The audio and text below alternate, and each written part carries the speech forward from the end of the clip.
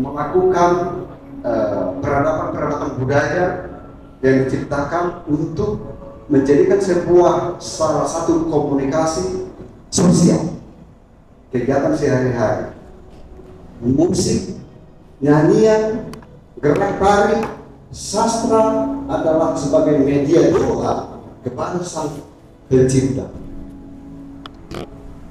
Dalam sastra Batak ada pantun atau ada upasa, ada umpama. Ini adalah doa, pesan yang sangat dalam. Walau kadang-kadang di luar kesadaran kita, banyak di event-event atau acara-acara medik, upasanya itu atau pantun itu sudah tidak lagi berkorelasi. Jalan-jalan ke Prancis, jangan lupa singgah di sini, bla bla bla bla bla. Artinya, kalau kita mau telisik secara dalam bahwa pesan keluhuran, pesan budaya ada pada umpama dan upasa, jauh tidak di asal jauh kata terjadi kesatuan di situ. Kalau bahasa Indonesia menurutmu adalah harimau. Kalau ini mau kita jaga, tentu akan tercipta perdamaian. Tidak ada kita yang saling menjustifikasi satu sama lain. Tidak ada kita yang menjustifikasi antara hal-hal yang kita yakini untuk saat ini. Tapi akar budaya yang telah tertindas, budaya yang semakin gerus oleh zaman, menghancurkan kita dari adab dan adat. Ini kami dari semua kerinduan kami dari generasi muda untuk kita bersama-sama membangun pondasi nilai, walau kecil, falsafah orang Batak tampak menado tajamna tren ditarik do kubur iya tete nauti do mau saya lete mamalak. Artinya 1, 2, 3 orang, 10 orang pun yang datang, kita tetap continue menjalankan itu. Semoga yang 2, 3, 5, 10 orang bisa membawakan pesan nanti keluar dari area kita ini sebagai pesan moral, pesan budaya. So, apa hubungannya kepada Tulila? Filosofi Tulila ini ukurannya, kalau bahasa kata saya coba tunduk. Apa hubungannya kepada semesta? Bahwa kedekatan kita kepada Tuhan begitu dekat, antara langit dan bumi, antara hati dan mulut, untuk kita saling menjaga hati, untuk kita ucapkan lewat mulut.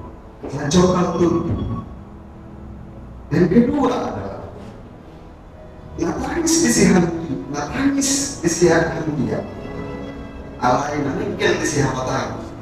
Secara iman yang kita yakini, semua agama bila mana terjadi pergumulan, maka bersujud dalam kesendirian, meminta kepada Sang Khalik untuk menuntaskan segala persoalan hati batin kita.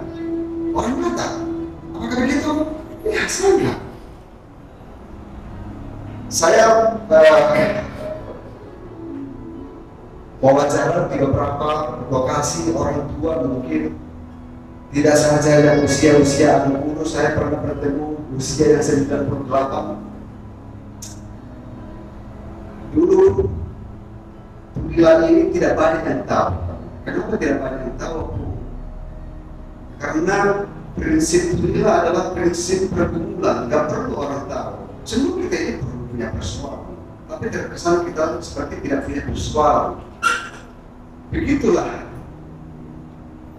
Tulila ini. Jika dimainkan dalam sebuah upacara, ini bukan lagi sebagai doa, tapi adalah personality. Seperti yang saya sampaikan tadi, ketika kita bergumul, setidaknya kita berdua dalam hohom marhahomia,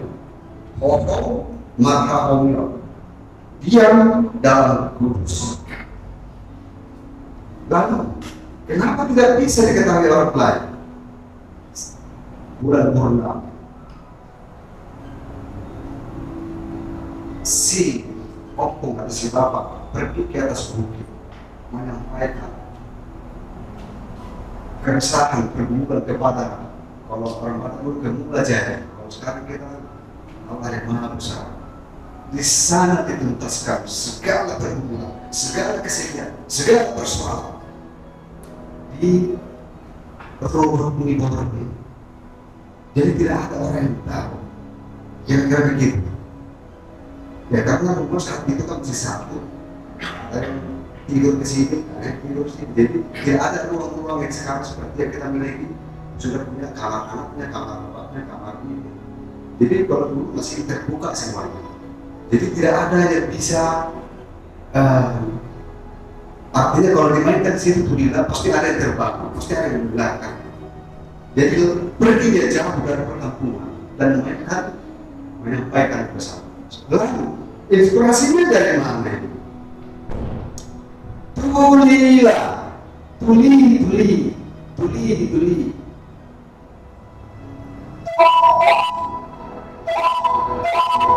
Suara lari, suara lari. Kedekatan masyarakat, ada masyarakat. Luhur kita pada masa itu bertanda komunikasi manusia kepada semesta, komunikasi manusia kepada penciptaan. Anjing menggonggong ada 3 karakter, ada menggonggong tuannya, menggonggong dia punya pangsanya sesama anjing, atau menggonggong yang dia tidak, yang kita tidak lihat, gonggong panjang. Nah, jadi begitu juga ayam berkokok menandakan sudah mendekati surga. Allah mengayak-ayak ini di dalam satu kampung ada sebuah informasi. Ada sebuah informasi yang dikabarkan identik itu adalah kabar buruk. Jadi tak mengayak-ayak balik, mereka dipikir orang di kampung yang sama 3 kali dan bersiul baru dia pergi. Semua sudah merasakan ada pertanda di kampung itu. Jadi real. Kalau sekarang tidak lagi kita melakukan pendekatan bahasa alam tadi. Tidak lagi kita melakukan pendekatan mengartikan arti sebuah pertanda yang ada di sekitar kita. Bahwa kita sudah lupa bahwa tidak sadar lagi bahwa hidup ini adalah itu. So, kembali kita ke topik yang tadi, kenapa dipakai menjadi doa? Hubungan manusia kepada Tuhan dan hubungan manusia kepada Allah. Dia diagonal, tapi dia menunjukkan kuasa saling sangkal. Ini adalah pertanda manusia. Jadi simbol tetap horizontal dan vertikal. Itulah tulisan. Lalu kenapa dia punya lubang dulu ini segitiga, tapi tetap tritunggal, dan lubangnya juga 1, 2, 3, 4, 5 tetap berhitung ganjil. Jadi hal-hal yang saya sampaikan tadi di luar tuntunan, kita kadang-kadang tidak menyimak apa yang ada pada sekitar kita. Nah, bagaimana ke depannya ini? Pesan-pesan moral yang mau kita perlukan, yang mau kita titipkan kepada generasi, seperti tema yang diangkat oleh semua, ikuti zamanmu, jangan tinggalkan budaya. Betul. Ya. Ada yang kedua, budaya bukan tonton. Saat ini bukan tonton, tapi tentu. Budaya bukan tontonan, namun tentunan. Hari ini kami hadir di sini bukan untuk ditonton seperti artis-artis Hollywood, tapi ini kita saling menuntut. Budaya bukan tontonan, namun tentunan. Lalu yang ketiga, apa yang kita lakukan ini? Hoho, patohnya. dia dan tulus. Oke, itu sekilas. Masih panjang lebar ini tentang Tulila ini. Saya sedang bukan, tapi masih kata-kata. Mari kita bukunya untuk bisa kita share, bahkan di googling. Karena ada beberapa pertanyaan. Saya pernah berdebat, maaf, sama orang tafsir. Bro, itu bukan Tulila. Tulila itu punya kami. Datang orang Simalungun, bukan itu Tulila. Punya kami Tulila. Lalu hanya satu kata yang bisa saya sampaikan. Sebelum dipecah, dibagi, bahkan menjadi 5 buah, kita masih satu nama, bangsa Batak. Kita masih satu nama, bangsa Batak. Luhur yang berpindah-pindah. Itu sejauh pengetahuan sejarah yang pernah saya baca dan yang pernah saya dengar. Jadi jangan kita saling klaim. Walau kita sel Tulila pakai ipit-ipit, lalu di Simalungun pakai seperti seruling Sunda, tapi pesan moral yang tetap menjadi benar. Apa itu? Tetap media untuk komunikasi. Bagaimana saya mengembangkan Tulila ini supaya viral, supaya dikenal, tidak seperti bahkan ke pelosok desa kita, desa Nurwani, Penflut dari India, musisi-musisi Batak atau pemain seni pasti tahu Leo Rojas, pasti tahu El Condor Pasar. Tapi kenapa orang kita Batak tidak tahu Tulila? Sementara itu alat musik bangsa sendiri, tapi alat musik bangsa keluar kita kenal lalu kita kejar.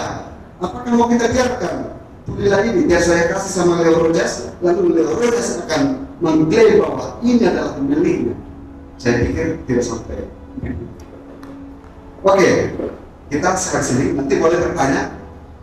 Ini kita talk show, bincang-bincang